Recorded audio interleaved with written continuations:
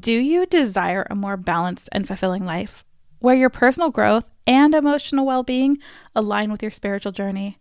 Are you searching for a way to integrate psychology and spirituality to achieve a holistic approach to coaching and growth and building a business that you love?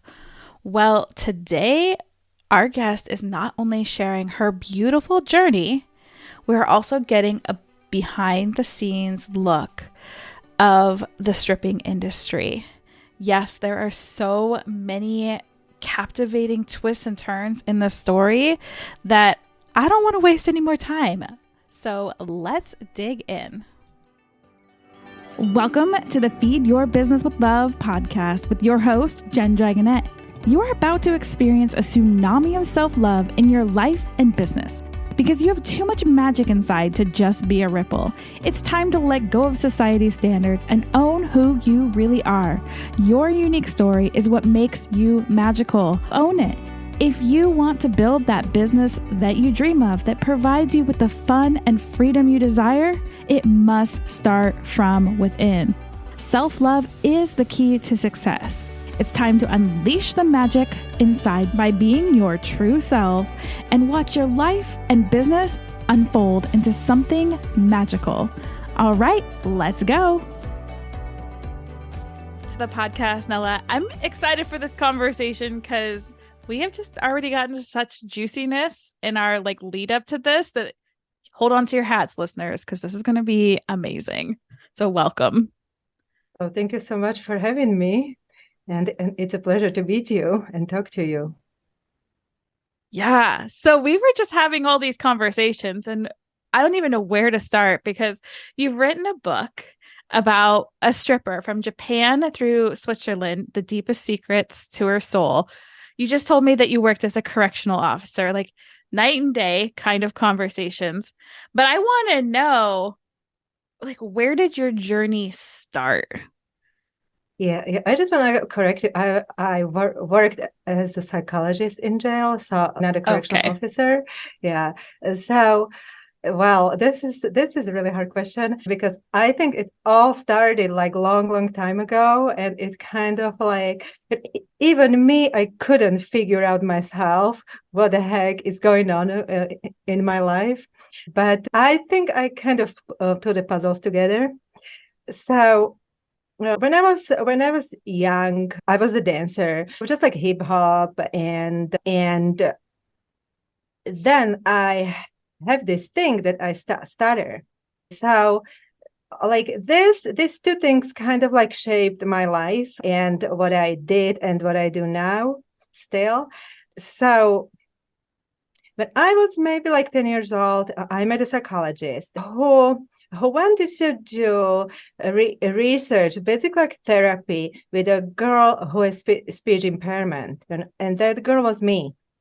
So I got 2 years or more of free therapy. And I had no idea what we were doing. But now I know. And we went through all the spirituality and meditations, relaxations, breath work, kundalini breathing, and so much more, which I started to love, and it really changed my life. But in between that, I was a dancer too. So these two things were very, very powerful in my life. And then I had this vision in my spiritual state that I need to get my numbers together. That I need a computer and I need to get the numbers in. So I didn't know what it meant, but then I kind of as you go from childhood to adulthood, you kind of start to understand that in your life you need money, and you need to kind of live in this materialistic physical world, and I completely wasn't there. When I was 17, 18, I was at a spiritual level that most people never knew about. like never experienced. So I was also kind of like isolated. Nobody knew this about me. So like then I was a dancer, and I thought, okay, I'm gonna make money with dance, because I just never wanted 9 to 5 job. That was just a horrible image of my life. So then I met some friends, and I met people, and I must say, especially men who would just, and of course, certain parts of my body and so on. And I got this offer, or like opportunity, to go to dance to Greece and Japan, which I was told at the beginning that I would be dancing in a group, which like never happened. And I was just suddenly on the stage, and I thought I would be dancing and like taking off my clothes, and that was it. No, it's not it. This business requires much, much more. And that's how I have ended up stripping. So, yes, I worked in gentlemen's clubs all over Europe. I would say Germany, Austria, Switzerland, Iceland. I went to Japan, Italy. Yeah, it's just all over the place. Yeah, and I got completely sucked into this business, and I just from like this like spiritual person, I went into complete obsession with money. And I loved money, and I just saw money and numbers going up. That just made me happy. And yeah, so it was completely like different lifestyle. This business basically requires drinking alcohol. Women use drugs most of the time, because how do you do this job? It's just like when you like think about it, you basically sell yourself. You sell your soul, you sell your body, you sell yourself. So it's very hard to do. And then just to satisfy men all the time, every night, play these games with them, how to make money, and you kind of develop these types of behaviors, like flirting with them, like walking in a certain way, looking a certain way, and this kind of becomes you. So this is now what you do. This is how you support yourself. This is your job. So it was really hard to get out of it. And why did I get out? People ask me that. So I got to the point when I just couldn't take it anymore. I just couldn't take any more men. I just couldn't take any more of these games. And I was given some kind of laced drugs, I believe, and I just fainted in the club, and I just lied there on the floor, and I just couldn't move, and I couldn't control myself. I couldn't control my body, and I saw my soul coming out of my body, and like this really happened. And then the soul came back, and that was the point when I knew that I just had to leave, that I couldn't do that anymore. So I left. So now, how do you leave something that like you've been doing for years, and like what is your money, basically your lifestyle. So yeah, so I had no future plans, and I'm gonna be honest, after like years, I was still prone to go back to the business, but I was just determined to do something else, because I've felt like I can do so much more, and I can contribute so much more to this world, and I don't have to satisfy somebody's desires to be successful, or like to make money. And I believe that everybody can do better than that. Every person can do better than that. Yeah, so I went through this transformation when I really had to transform myself. And what happened was that I remembered when was the time that I actually did the best, when I felt the best, and that was when I was dancing and when I was doing spiritual work. So since I loved psychology and spiritual work, I went to study psychology, and I finished school, and I became psychologist, and I am still doing it. And now I started doing coaching some time ago, just because I felt that I came to the spiritual level when I can finally guide other people. Yeah, and I write. I love to write. It's my thing. It just comes to me. So, oh my gosh, this is so long. You should have said something. I'm just talking and talking.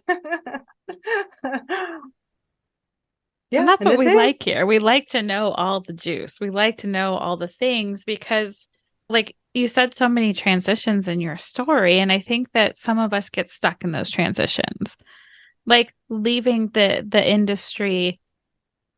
I'm sure there was a grieving process because, like you mentioned, the money process, the having to change the lifestyle. Because from outside, I've never been in the industry, but it looks pretty glamorous, although there's a lot of sacrifice with the glamour, which you can see. But what was that grieving process like? Because that is, I mean, you learned a lot. I bet you learned a lot that you could take into your schooling through the industry of how people worked and people's minds and everything. But what was the grieving process like inside that transition out? Well, of course, I missed some parts of it, and I just want to say that that's what mostly media do. How they like picture these jobs as like glamorous. No, there is nothing like that. There is simply nothing like that, and it's basically you are set up with men to go out. It's not like always for sexual activity. It's more, sometimes it's dinner, private parties, and so on. Then you have to do live dances, private dances. There is nothing glamorous about that. And some men do what you don't want them to do. There's unwanted touching is always there. You get used to it. It's part of a job. Then when you see that, like, any man who comes, he can be stinky, nasty. He can be just like horrible, and he puts money down, and he can do anything he wants. And I still don't understand how this can exist. How men got this privilege to do this. Yeah, so it's not easy, and because of that, most women in the industry become alcoholics, or like they use drugs just to numb themselves, because how else can you do that? Yeah, so I was happy not to be in it, but I was used to that lifestyle. I was used to party every night. My schedule was like 11 p.m. to 6 a.m. Then I had all these behaviors that were basically targeted towards getting money out of men. And so I had to change all of this. And sometimes I miss the money. I miss cash. Cash was good because how it is when you have a job, then like half of your salary goes for taxes and stuff. Yeah, and I'm like, oh, what is this? No, I want my cash. So there were like definitely parts that I liked. I liked the stage. I still love the stage. Yeah, so I kind of still miss that. Yeah, but again, I knew I couldn't do it anymore. I couldn't go back, and thank God I didn't have to. So it's good. Yeah. So I want to know, like, you went from this because you remembered back to a beautiful time of your childhood of I was happy. I was dancing for myself, for something that brought me joy. I had this amazing human that was guiding me. And you also, before we went into this interview, you talked about going into correctional facilities. So did you choose to go into a male prison, or was that just like the job that was open? Because I'm just like, there's so much here because I can only imagine from like small interactions that I've had like in the industry. I can only imagine there's got to be some like resentment and some kind of I've got to know what drove you into that field. Yes, I wanted to do psychology. So first of all, I like challenge. So I simply said to myself that if it's going to be psychology, then I want to work with the most difficult people. And I think I accomplished that. Yeah. Yes. So like where do you find the most difficult people, or in psychiatric hospitals, or in prisons? Yeah, and it was like kind of both, that I wanted to work with offenders.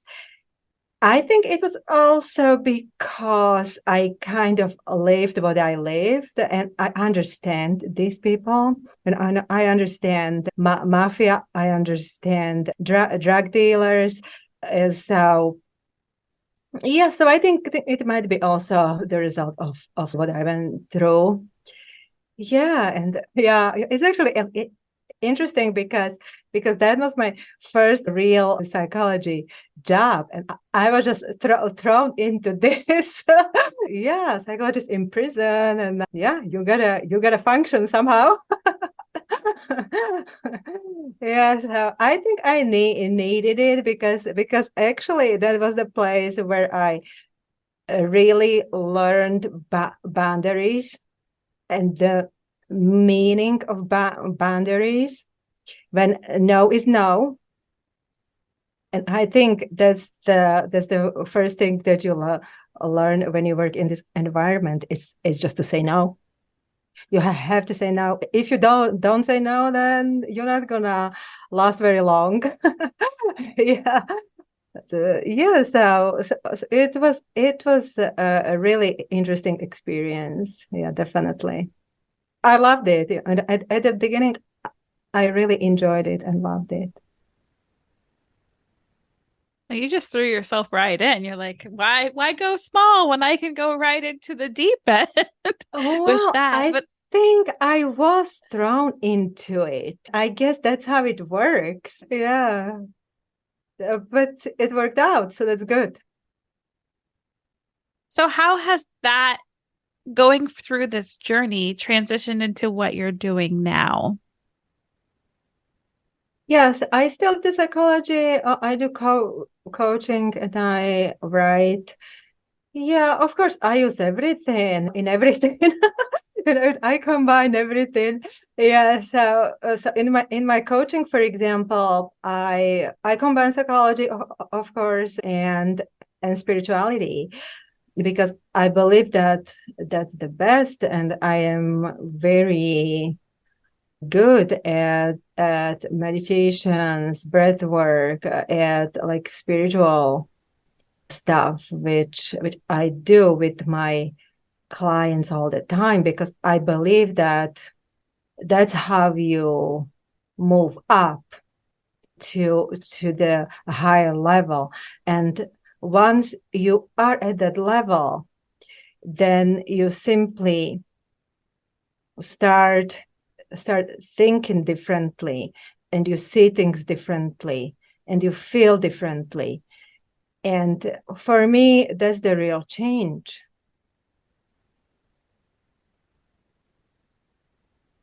Yeah. Yes, I combine everything pretty much. And And I think is the most effective. Yeah, and anyone who's interested, just contact me through social media, Facebook or Instagram, DM me. And yeah, I work virtually or in person, or like different arrangements can be done. So yeah, so if this speaks to you, please come to me. Yeah. And I think that combining the two is like you said, that secret sauce. I finally found somebody that I was working with that it wasn't like your traditional. I've been to a lot of psychology, I've been to a lot of counselors, I've been through a lot of therapists, and I finally found one that made sense to me, that added in that spirituality piece. I didn't feel like I was just getting talked in circles or medicated for something that I could have talked my way through. And I think that that's such a beautiful space that you're offering people, especially because of your journey. You've had a lot of triumphs. You've seen a lot of different things in your life. I mean, if you were like you did like the whole European other side of the pond journey through this industry. So you got to pick up not only the industry, but the different cultures. Oh, that's for sure. Yes, that's for sure. Even though Europe is kind of very much the same, but Japan definitely was a different story.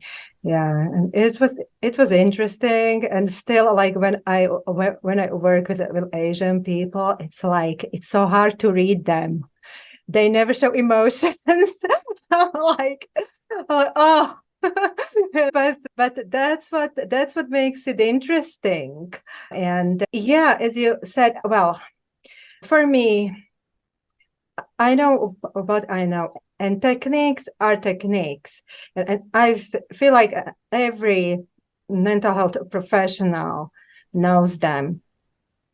But what it is about is really about the match, and it's about a person. Because many people tell me that, oh, I go to this psychologist and I don't like them, then I stop. No, go to somebody else. There are people who you will like and who will work for you and with you, but then there are people who simply, once you start telling them things that they don't like, they start not to like you, and they stop coming because then you are not good anymore. It's about a person. And I worked a lot with like really difficult people, of course, people who are aggressive, impulsive, who just curse you out or like whatever. And mostly it's about them. It's about them. It's not about me. Yeah. So yeah, I always consider mental health art. And I know that like psychology and counseling, social work has been like trying really hard to prove that like we are sciences, but I still really like the idea that we are actually artists, putting pieces together and somehow working with it. Many people say that, oh, we don't do anything. We just listen to people. So one time I thought about it. I was like, okay, maybe that's true. Okay, fine. So let's observe myself. So I observed myself during like several sessions, and I found out that I actually 99% what I do and say is actually targeted towards something, which actually shocked me because since like I've been doing it for so long, it's automatic many times.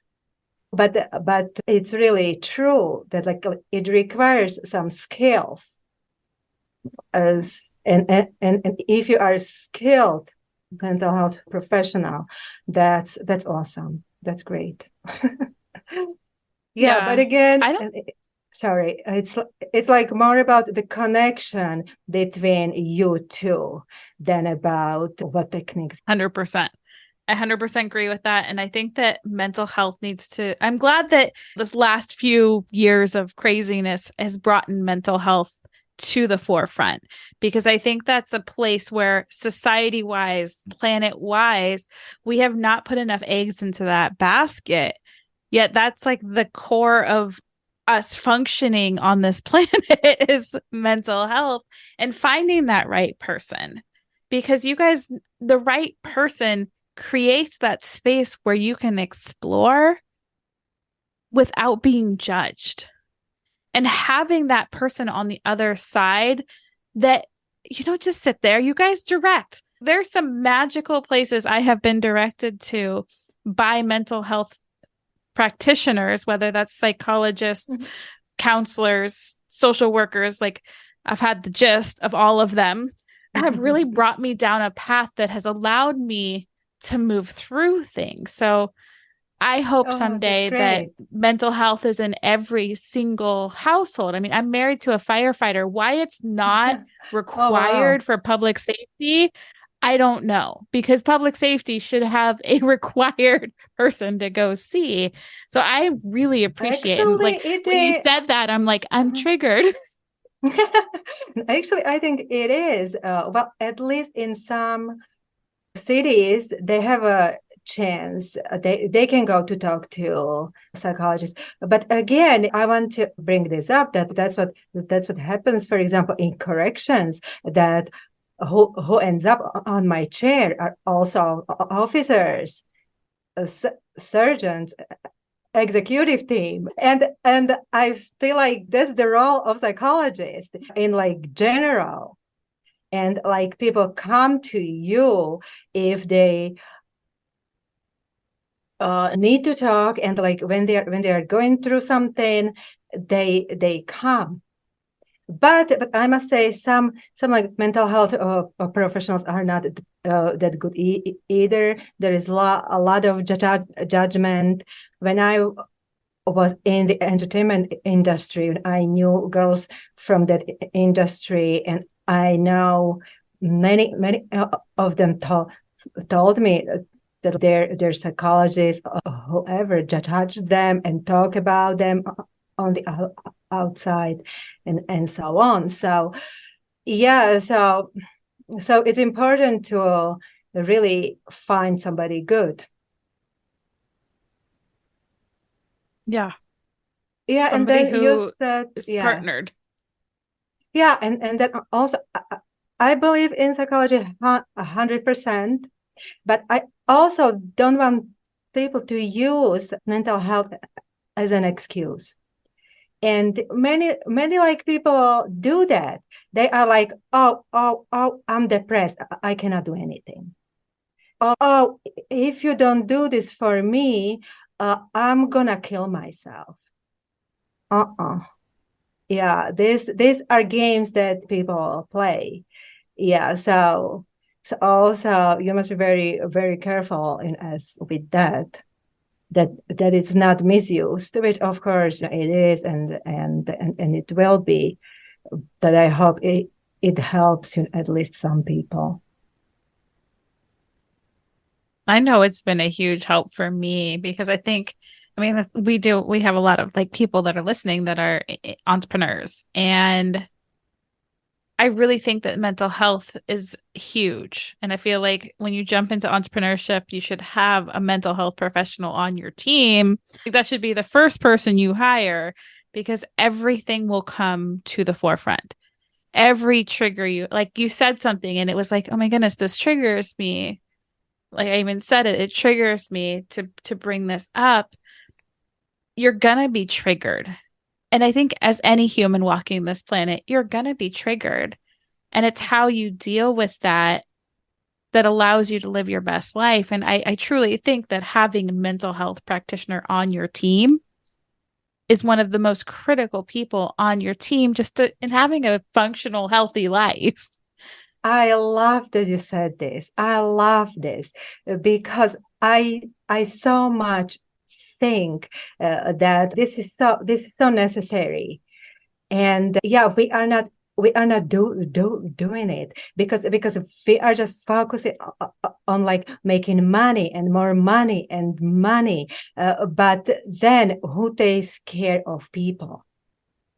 And we need to take care of each other.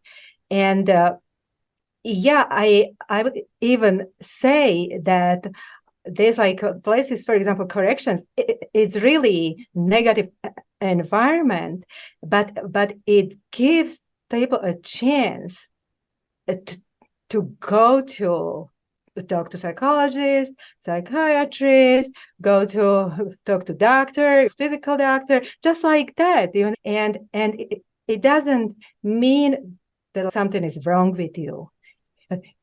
It doesn't mean that you are sick. No, you might just go through some stress or just like depression. Or when my mom passed away of cancer, and I had really a hard time processing it. And I am psychologist, okay, and a coach, and I know all the things, but I know that I would not be able to go through it by myself. And I felt this need to simply like work on it. So I contacted my friend, social worker, and I worked with her for 6 weeks, and I'm good.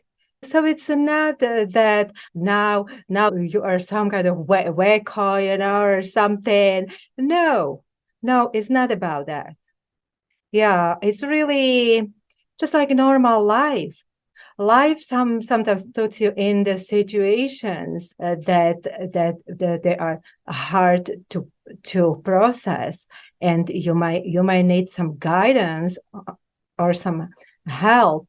So why not? Yeah. Yeah. And if anybody out there is saying, well, I don't need help, you're probably the first person that should probably go get some mental. And I'm like, I'm lovingly calling myself out because I used to do that. I'm like, oh no, really? I'm fine. I'm Really? fine. I'm fine. I'm fine. And it was like, no, you're not. You're not, Jennifer. You need to get some support because I was in this crazy spiral that I thought was safe. Oh yeah, of course. Yes, that's what you knew, probably. Yeah, so you have a tendency to stay in that because you know it. Yeah. Yeah, but yeah, that's the thing that, well, when like somebody like tells me that like I am completely fine, it's like I'm like, oh, thank God we have people who are fine. Yeah, that's so good to hear that like somebody is good, that I don't have to put an effort into this and work again. Yeah, yeah. I'm a people's person, and everywhere where I go, I think uh, I cannot say that I take care of people, but I think like people know that like they can come anytime to talk to me and to simply express whatever they need to express. Yeah, and sometimes it's just becoming too much. It's just a revolving door. It's like people, I'm like, stop, stop. I need a break. Yeah. Yeah, but I think it's awesome and it's great. I think we really need to take care of us, of people more. And people desire this like human talk, human touch. They desire a hug. They desire to be loved. That's what people desire. That's how I feel. Yeah. I think that so much of, because I come from like the business industry, but so much of it is you have to be busy, you have to be in hustle, you have to be doing these things. And those things that you just said, that hug, that touch, that conversation are like when I have time. When I have time from this busy schedule that I've created that's not helping me in any way, shape, or form. So I think that that's really like an important thing for listeners to hear is those are the things that are going to make your life improve, your business improve, your health improve, your whatever situation you're in. And it's not just that busy work and the dollar. Yeah, I will tell you something. I've been in like leading positions numerous times, and I think personally that I was really lucky several times to like be in teams who actually that led with caring and with real understanding. And I think that's how you see if the team is good or not. Because when, for example, things go wrong, and you know how it is, always somebody fucks up, right? It's just always happens. Yeah. So like how the team is able to manage this situation and without putting somebody down or without doing some kind of nasty things. And I really, I was on teams where we really supported each other, and like when like someone couldn't handle the stress, and another person took over, and that's because somebody you have situations when you are simply down, right? When you simply cannot do it anymore. So what now? So like in many teams, they would just simply terminate you, or like they would just get rid of you. No, that in good teams, you kind of like smoothly put the responsibilities on like different people and have you like manage the situations. It's just so important when you simply can talk with understanding and the person is not afraid to say that I fucked up. Okay, so what? It's really great to have that experience and that team, and then like sometimes you just need your 5 minutes, just like to be by yourself. Just close the door, close your eyes, and take that deep breath and say to yourself that yes, I'm good, I'm living, and I am here right now, and I'm good. Yep. Yeah, it's important. Yep. It's so important. And that 5 minutes is, I mean, it sounds like such a short time, but sometimes I'll let myself have my 5 minute pity party is what I call them. So something bad will happen. I'm like, okay, Jennifer, throw yourself on the floor like a toddler. You can get this all out, feel bad for yourself. But then we gotta start changing something. So I love that you also brought it up of, okay, I fucked up. I owned it. Let me have my moment. Yeah. Let me reconnect. Yes, exactly. Yep. And then I'm coming back. Yes, exactly. Yes. And even I have this experience when my office would just become a place where like people would come to express their anger. They would just come, fuck, this happened, that happened, and this, that. And like they would just leave you after that. Like, okay, good. All good. Yeah. So I think it's so important, and that keeps people together, and that keeps people coming to you.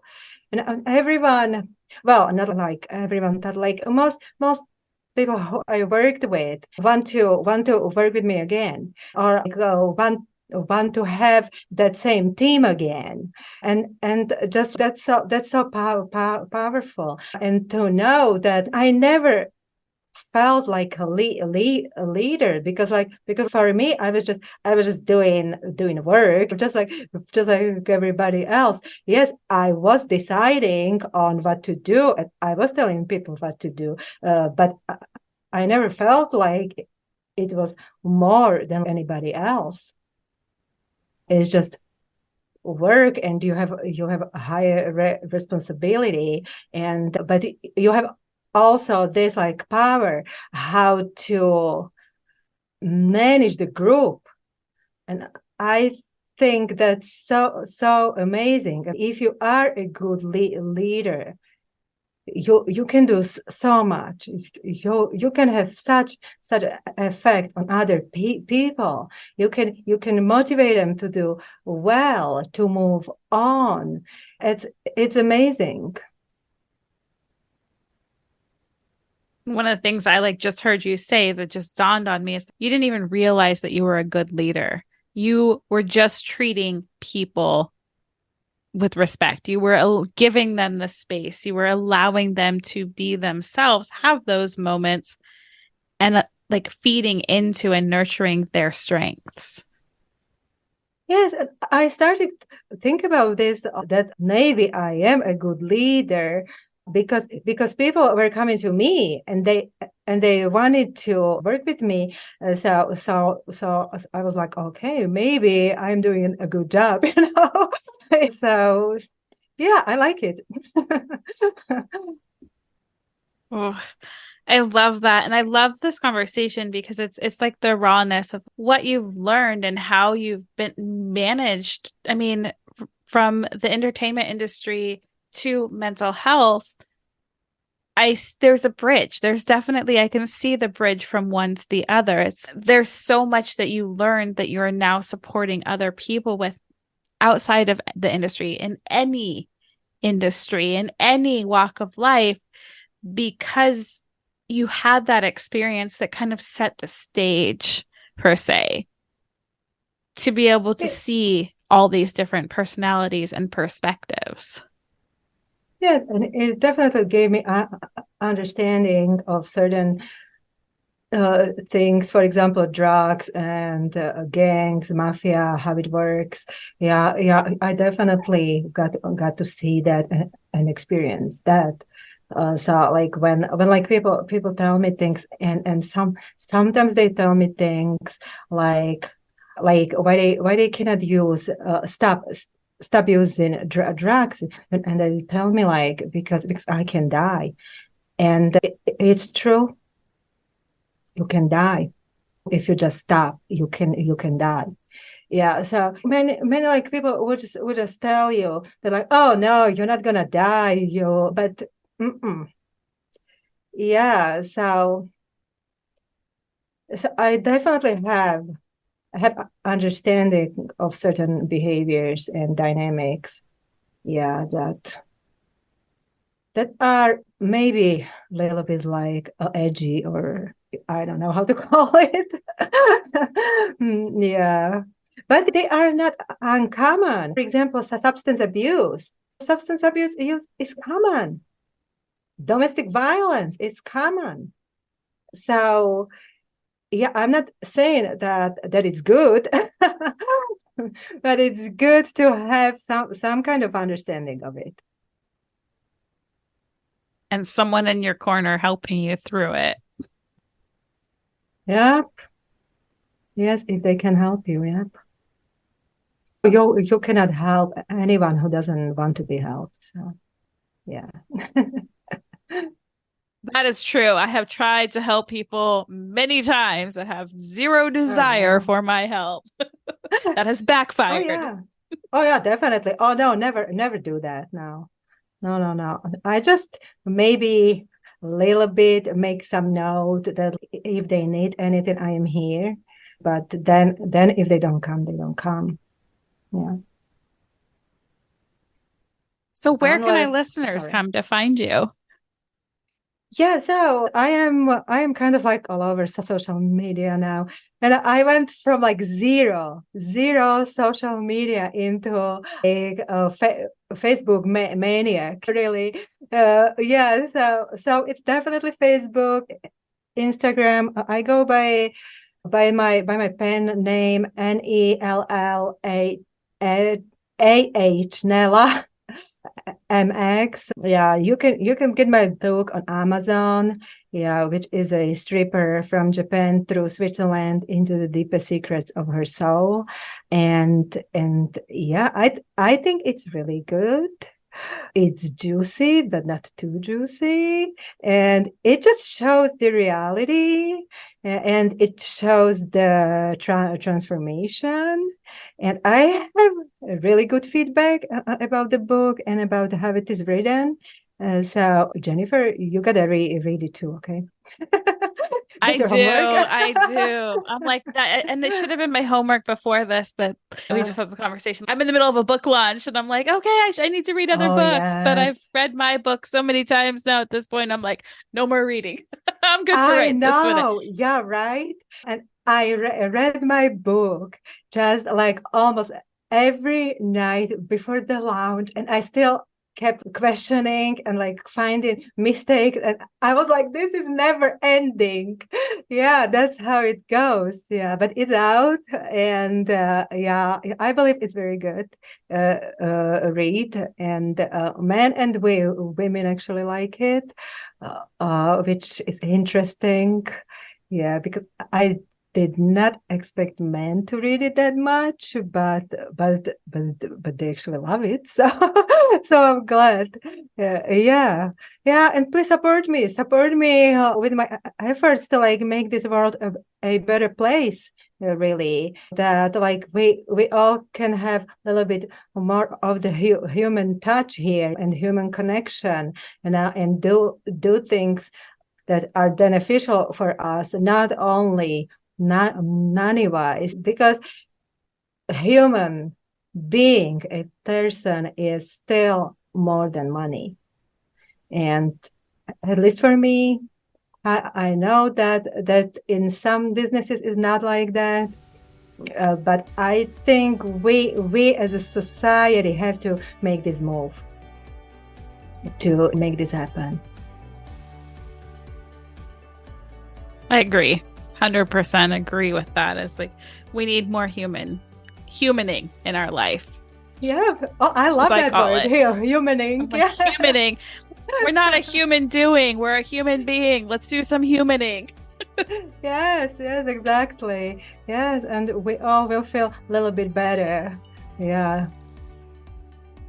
Yeah, and I will make sure to have all of your information and your book, everything linked up in the show notes. But I want to know, if someone were to walk away from this conversation with just that one thing that they took with them, maybe they needed this moment, maybe this minute, or sometime in their lifetime, what would that thing be? Oh my gosh, this is so hard. I didn't know you would ask me this. That one thing. For me, it's that everything is possible. Everything is possible, and you can change. Things can change. There are numerous possibilities how to do things, and don't close the door.